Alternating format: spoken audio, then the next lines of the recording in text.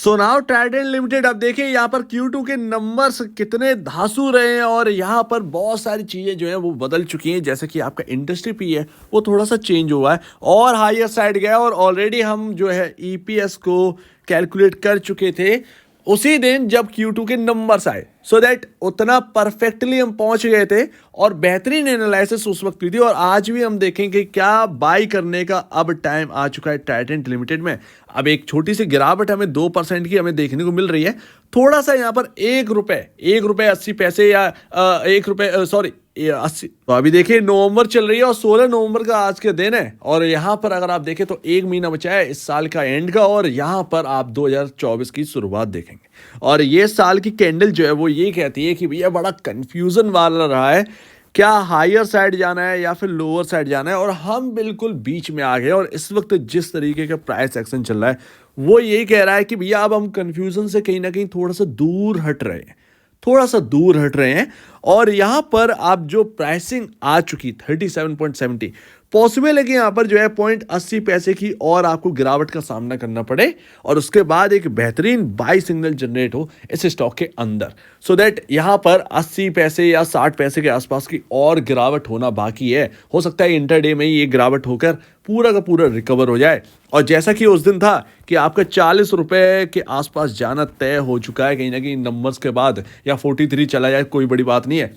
₹40 तो चले ही गए लेकिन वहां से थोड़ी सी गिरावट आ गई बिकॉज हम रेजिस्टेंस लेवल के आसपास चले गए थे तो उधर से गिरावट आई। लेकिन फिलहाल जो है वो ये कह रहा है कि अगर यहाँ पर 52 वीक हाई अगर ब्रीच हुआ जो कि 43-44 के आसपास है, ऑलमोस्ट 43 से 44 के आसपास अगर ये ब्रीच हुआ तो फिर कहीं ना कहीं आपका जो एक यहाँ पर ओपन जो प्राइस है 2022 का ऑलमोस्ट ₹54 के आसपास, 53-54 के आसपास कहीं ना कहीं वहां तक जाने की संभावना होगी। यानी कि अगर ये 52 वीक हाई टूटा तो पॉसिबल है कि हो सकता है कि दिसंबर में ही आप दिसंबर के एंड तक ये ₹54 का लेवल देख लें। कोई बड़ी बात नहीं है ट्राइडेंट के अंदर। तो यहाँ पर लो का तो कोई सवाल है ही नहीं, सिंपल सी बात है, लो का कोई सवाल है नहीं। बस हमें वेट करना है कि नंबर्स बहुत अच्छे हैं, सॉलिड नंबर्स हैं, 52 वीक हाई जो है वो ब्रीच हो जाए तो इसका वेट करिए।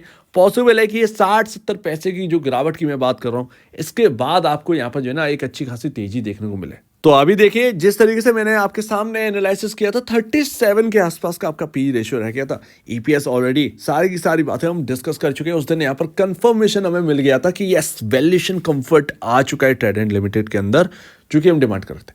अब यहाँ पर आप देखिए तो ऑलरेडी वैल्यूएशन कंफर्ट था क्योंकि इंडस्ट्री भी जो है वो पहले जब Q2 नहीं आया था 60 के आसपास था, 64 के आसपास था, 60 से 64 के आसपास था। ऑलरेडी आप जो है वो 49 के आसपास के यहाँ पर या 48 के आसपास का यहाँ पर जो है पी रेशियो देख रहे थे ट्राइडेंट का। वो यहाँ पर Q2 के नंबर्स के बाद जो अर्निंग पर शेयर इतना इंक्रीज हुआ है, थर्ड बेस्ट क्वार्टर यहाँ पर रहा, थर्ड बेस्ट ट्राइडेंट के पूरे करियर में थर्ड बेस्ट क्वार्टर यहाँ पर रहा है। और यहाँ पर अगर आप देखोगे तो वैल्यूएशन कंफर्ट आई, पी रेशियो में कंफर्ट आया और भी ज्यादा, और आप जो ₹40 तक पहुंचे, आप देखिए 42 के आसपास का पी रेशियो है। इसके साथ साथ इंडस्ट्री पी आप देखिए, बस यही तो नजर रखिए 78.63 का पी रेशियो इंडस्ट्री पी है एक्चुअल में। उसके अगेंस्ट आपका जो पी रेशियो वो 42.20 का है। 42.20 कितना ह्यूज डिफरेंस हमें देखने को मिल रहा है। यही बात है और यही बात आपको नोट करनी है। और आप फोर्थ लार्जेस्ट कंपनी के अंदर आते हैं, ये आप टेक्सटाइल के अंदर, तो ये भी बात है आप याद रखिए। Bye market cap, by revenue भी आप जो है 6 के आसपास हैं, 6th लार्जेस्ट के आसपास हैं। सो दैट यहाँ पर ना अब जो वैल्यूएशन कंफर्ट मिल रहा है वो कहीं ना कहीं आपको यहाँ पर जो है हायर साइड ले जा सकता है, पॉसिबल है। तो आप 52 वीक हाई पर नजर रखिए। जो लोग होल्ड कर रहे हैं, अगर वो लेवल क्रॉस हुआ कहीं ना कहीं जो ओपन प्राइस 2022 का है, पॉसिबल है कि वो ₹53-54 के लेवल आपको देखने को मिल जाए। तो अभी आप पी रेशियो देखेंगे टेक्सटाइल के अंदर तो फोर्थ लार्जेस्ट आप हैं ही, तो यहाँ पर जो है 3 लार्जेस्ट जो है वो आपके सामने, और उनकी जरा पी रेशियोज देखिए आप। पेज इंडस्ट्रीज 80.77, वेदांता फैशन 80.86 वेदांत फैशन, और केपीआर मिल्स 33.74, ट्राइडेंट लिमिटेड 42.66 है। टेक्सटाइल के अंदर बहुत सारी कंपनियां जो हैं वो अभी भी अंडर वैल्यूड है। जैसे कि मैंने पहले आपके सामने अरविंद का नाम लिया था, अरविंद का, और अरविंद टेक्सटाइल का मैंने आपसे बताया था, अरविंद लिमिटेड एक्चुअल में, अरविंद लिमिटेड वो वेलिस्मन वाली वीडियो में बात हुई थी। और मैंने आपसे कहा था कि अरविंद के ऊपर फोकस करिए, और अरविंद का जब नंबर्स आए Q2 के, देखिए बाई रेटिंग आ गई। कहाँ बात करी थी और कहाँ पर पहुंच गया। बहुत सस्ती वैल्यूएशंस पर आपको ढूंढने पर मिल जाएंगे इस टेक्सटाइल सेक्टर के अंदर स्टॉक्स। ट्राइडेंट भी है बहुत सस्ता, लेकिन ट्राइडेंट से भी सस्ते स्टॉक्स आपको वैल्यूएशन वाइज आपको देखने को मिल जाएंगे। तो अभी जो टेक्सटाइल सेक्टर का जो अंडर परफॉर्मेंस है, वो कहीं ना कहीं आउट परफॉर्म भी चेंज होता हुआ नजर आए, क्योंकि अगर आप 6-6 महीने के रिटर्न देख लो तो कोई रिटर्न ज़्यादा बना नहीं है टेक्सटाइल के अंदर। इवन आप ट्राइडेंट से ही देख लीजिए, कोई बड़ा रिटर्न नहीं है। और आपका जो इंडस्ट्री पी है वो 78 के आसपास है, तो नोट कर लीजिए। ये आप देखिए, ये आपके ऑलरेडी वैल्यूएशन कंफर्ट है। जो हाई वैल्यूएशन फेस करेंगे वो शेयर होल्डर्स होंगे पेज इंडस्ट्री और वेदांत फैशन के, ना कि आप KPR मिल्स और ट्राइडेंट लिमिटेड के। तो आप लोग फेस नहीं करने वाले हो। आपका जो पी रेशियो है वो एकदम मतलब लोएस्ट लेवल पर है।